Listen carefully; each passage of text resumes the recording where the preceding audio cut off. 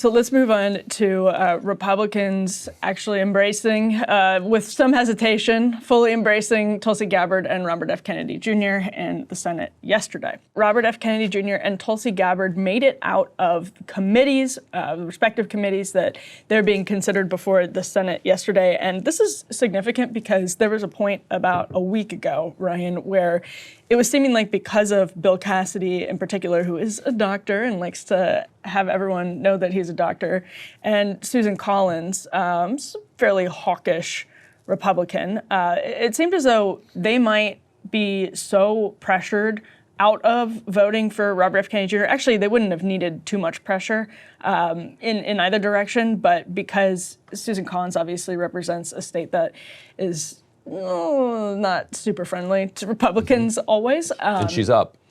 She's up. So that looked like it maybe could, Jared Golden.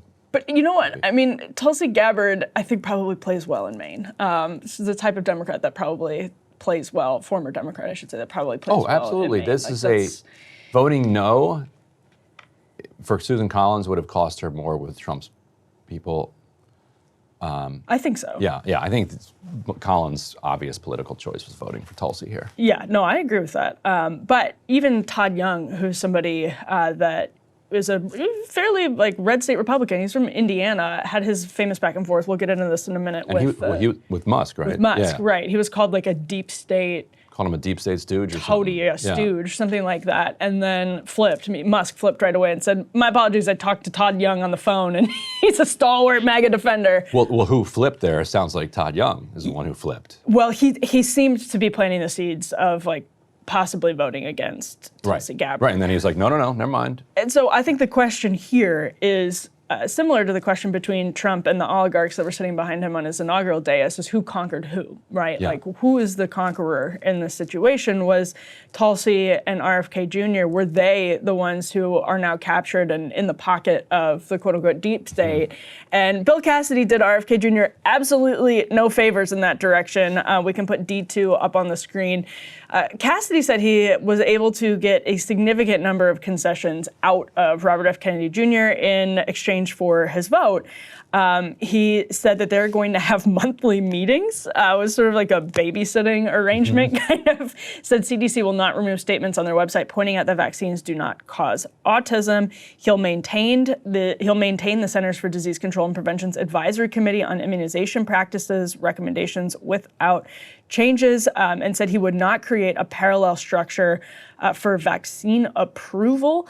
There's a lot more, but these are already just what I've run through here. Fairly significant concessions. It's also worth noting that Tulsi Gabbard basically flipped on Section 702 in order to, and Snowden, in order to, kind of Snowden. She refused to call him a traitor, which I thought was, I mean, whatever. I actually thought that was a fairly principled move. It would have been pretty easy to say yes, and say like, yes, he was a traitor for reasons X, Y, and Z. She didn't do that. Because she knows he's not. She does not believe in Section 702 or believe that Edward Snowden is a traitor. So we will see how she acts. Just to be clear on Snowden, the knock against him is that he's in Russia. Pardon the guy and he'll come home. Like he's in Russia because the U.S. stopped his plane on the ground in Moscow and basically forced him off the plane. Yes. So the U.S. pushed him into Russia. So, and Tulsi Gabbard, I think, also said she would do a very important thing if she's confirmed, which is have a direct hotline. This could go many different ways, but she said she would have a direct hotline to her for whistleblowers, and that is exactly how you prevent a Snowden, because he tried to blow the whistle, as many whistleblowers did, without success on what the government was doing. And that's actually a significant component of how that entire story unfolded that gets completely lost. Right, and also is like, telling the government what they're doing when it is like top-down secret government policy and they're doing it on purpose is kind of pointless. It's like, hey, do you guys know that you are, tapping everybody's phone here through these like underground cables and reading everybody's? Well, yes, we know we're doing that. Because we do it on purpose. Like, it wasn't. Whistleblowing is effective internally against a rogue project, but not against a project that is in line with the actual top-down policy. And so on Dr. Cassidy, so he's a doctor. I'm curious of your take on the politics of what moved him. He committed the unforgivable sin, if I recall correctly, of voting for Trump's impeachment. He did. And so he has a target on his back, primary-wise. Do you think that Trump and Musk promised to help him out if he would get on side for the foreseeable future? Well, they definitely promised to make his life impossible if he didn't. Right. So there were threats from Nicole Shanahan, even like Meghan McCain. Oh, that was a Tulsi Gabbard one, actually. Never mind. So scratch that on Cassidy. But Nicole Shanahan and Elon Musk were, Cassidy, by the way, already has a primary challenger who announced back in December. If he gets $10 million from Elon Musk and Trump's endorsement. Right. So did Cassidy not only manage to stave off potentially that scenario where there's a ton of cash being infused into his opponent's coffers, but did he also secure significant funding from Trump and Musk and potentially stave off a MAGA challenge just in terms of like endorsements and resources? I don't know. It's entirely possible. He sort of likes to march to the beat of his own drum. He's from obviously a politically fascinating state, sort of thought of as a deep red southern state, but definitely more interesting than that. They elect Democrats to the governor's mansion. Right, and it's a fairly recent like flip to, we don't have to get into the history, but anyway, he feels more comfortable marching in the beat of his own drum, but that's what's interesting, I think, about somebody like Robert F. Kennedy Jr. or Tulsi Gabbard in Susan Collins' case. If you go out and talk to average people, some of them really hate Robert F. Kennedy Jr. A whole lot of them really love Robert F. Kennedy Jr. And it's easy to rage against that from Washington, but it's harder when you're on the ground in your own state, like Louisiana, to talk to especially Republican voters.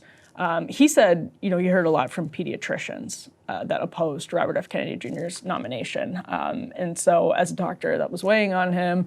And may continue to weigh on him. And that's a key concession then, keeping the vaccine protocol as it is a key concession to the pediatricians there. I would think that's enormously significant from their perspective. So yeah, this is the question for Tulsi Gabbard, Robert F. Kennedy Jr., and the entire... The anti-measles coalition coming together here. Well, the entire MAHA agenda hinges on Robert F. Kennedy Jr. being...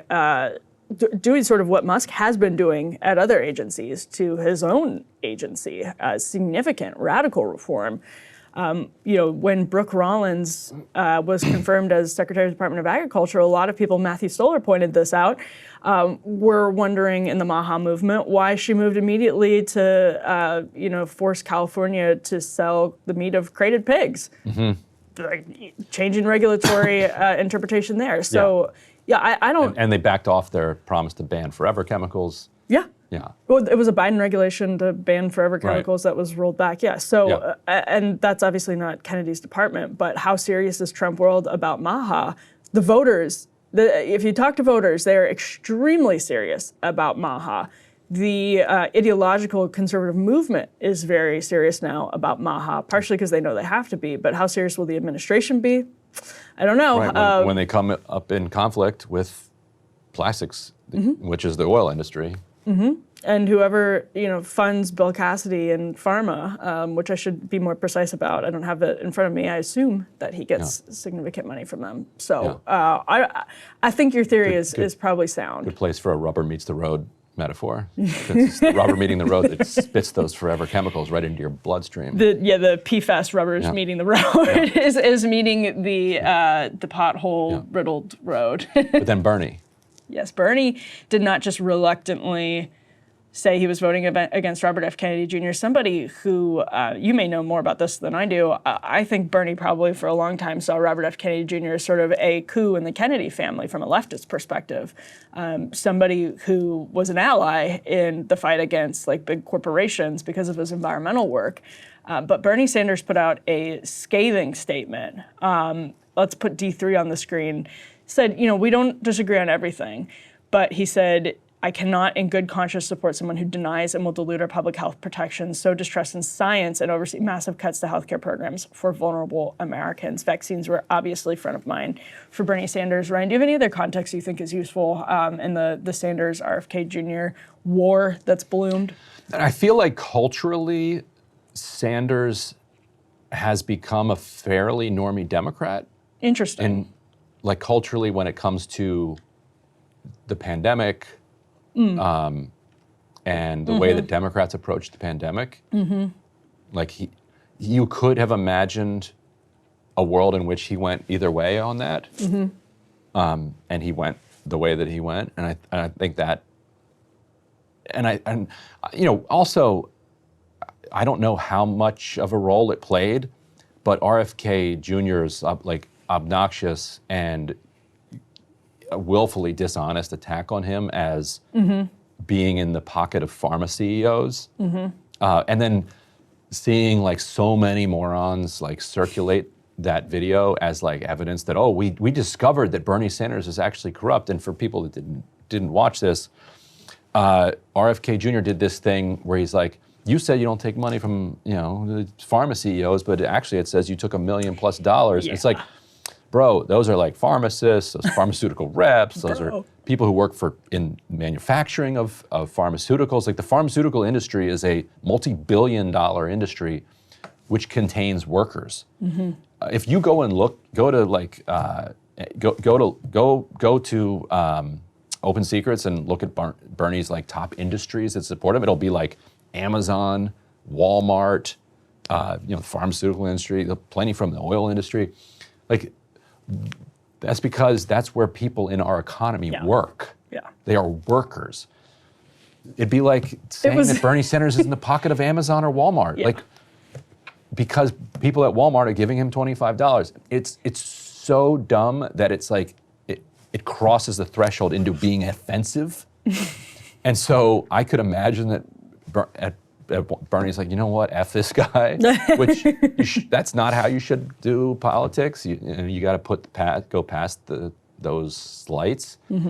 But it's also so dumb that you're like, so either this guy is this deeply dishonest that he's going to make this attack on me, which does not speak to qualifications for a secretary, or he's so dumb that he doesn't know what it means to get $25, $30 contributions from workers. Yeah, he knows. He would hope so, because he himself ran for president. So he can go to Open Secrets and see his own top industries. He's a significant student. Like, he's a longtime student of money and politics, and he's serious about it. So then it's dishonest. He definitely knows. And I think in his case, he feels like a lot of the attacks on him have been dishonest. And there's just a lot of attacks on him, so of course some of them have been dishonest. But that seemed like an odd way to talk to Bernie Sanders, somebody who does have a lot of common cause with him. And by the way, if you're watching this, clock in your mind anybody that treated that as a serious attack, and do not listen to them about anything ever again, because they think you're an idiot. And if you are an idiot, then continue to listen to them. It is sort of a funny litmus test for people who don't look at the FEC data a lot. Right, exactly. Whenever someone does that. And so I'm speaking to the not idiots who and people who are casually following this and are like, oh wow, I didn't know that. That's really interesting to me. They are playing on you. They're playing you because they think that you're not going to look one layer deeper. So don't listen to them ever again. Or some of them just don't know and are new to this. Speaking of which, by the way, can confirm that Bill Cassidy is a major recipient of donations, not merely from people who work in pharma, but from PACs. So yes, there you go. Right, there's PACs, there's CEOs, there's executives. Those are the people that give you the max donations or the $5,000, $6,000 checks. Yeah. That's completely different than somebody cutting you $30. And then it says, employer. You ever given money? It asks you your employer. And then that puts you into an industry. Right. Yeah. So if we gave money, we would put down journalist or media, and then it would clock as, if you're reading the FEC reports, as hypothetically Bernie Sanders just took money from the media. Yeah, big media. And so it would look similar to if, funny enough, the head of NBC News or the head of NBC Universal as a media company, it would look the same. Yeah. Right. So anyway, you can find all kinds of strange stuff in there if you go into the FEC reports. But Ryan, you picked up on this really interesting report in the New York Times on housing that we want to get to. Hey, if you liked that video, don't forget to hit the like button and subscribe to Breaking Points. If you want to see the rest of Counterpoints, go to breakingpoints.com to become a premium member and get the full uncut show every morning in your inbox and on Spotify.